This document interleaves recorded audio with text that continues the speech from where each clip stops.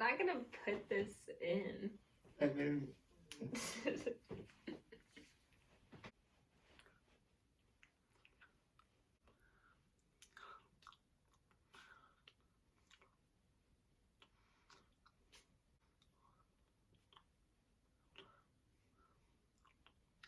Something to know about us is we're both religious people. So when we reflect on how we met and what brought us together, it's very apparent to us that God was involved. And I think it's really cool when I hear Ben's story because it makes mine feel like it makes a little bit more sense for myself and why I experienced what I did.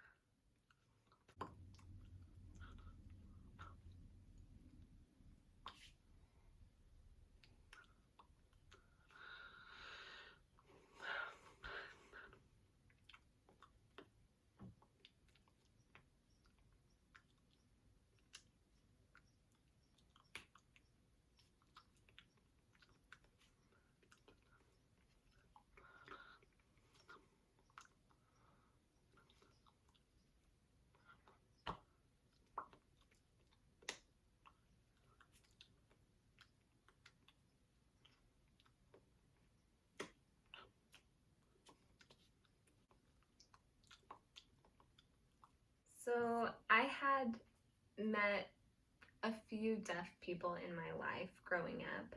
So originally I'm from Illinois, and there was a deaf school near, not near my house, but in my town. And I still have a best friend who her parents were deaf and she knew ASL.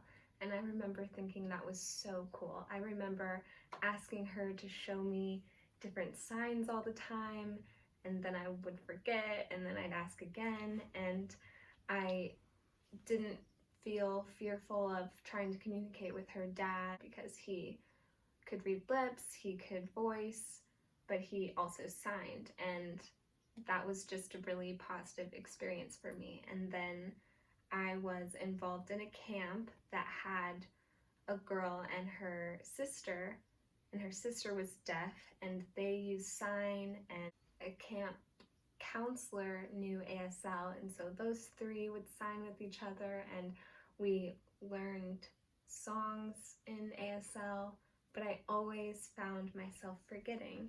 And then, like, I grew up and it wasn't really a part of my life. It was an interest. I thought it was cool in the moment, but I didn't think a lot about it after that. So, with our church and our religion, we have a choice that we can decide to serve missions.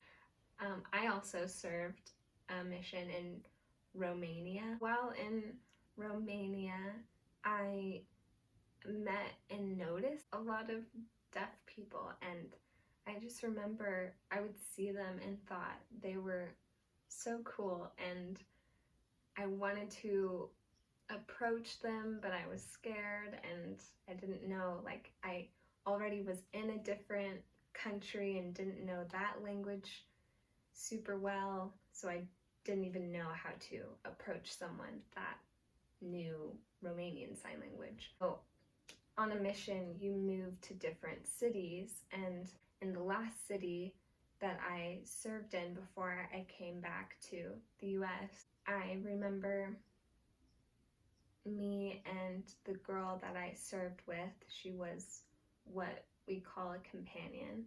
We were riding on the subway, and again, I saw two deaf guys just chatting with each other, and I always remembered how to sign my name.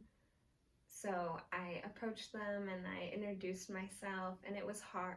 It was hard because the alphabet wasn't exactly the same, so there was still a communication barrier with that. But we got off the subway and we were walking with each other, and I remember telling her, I don't know why I always feel so impressed and a need to go and talk to every deaf person that I see. And at the same time, immediately we like look at each other and we say at the same time, what if I have a deaf kid? And I became so emotional, and I really felt inspired that I needed to go home and learn ASL in America. So I decided that day that when I came home and went back to school, I would take ASL classes. So I came back to school after leaving Romania, and I took my first ASL class, and that's when our friend introduced us to each other, and that was it. But I think it's cool because, I mean, we obviously haven't had children yet, but just having that influence from God and being inspired to learn ASL, I feel really grateful for, because no matter what, having been in my life was a blessing, but I do feel like it was inspired throughout my life, that need to learn ASL.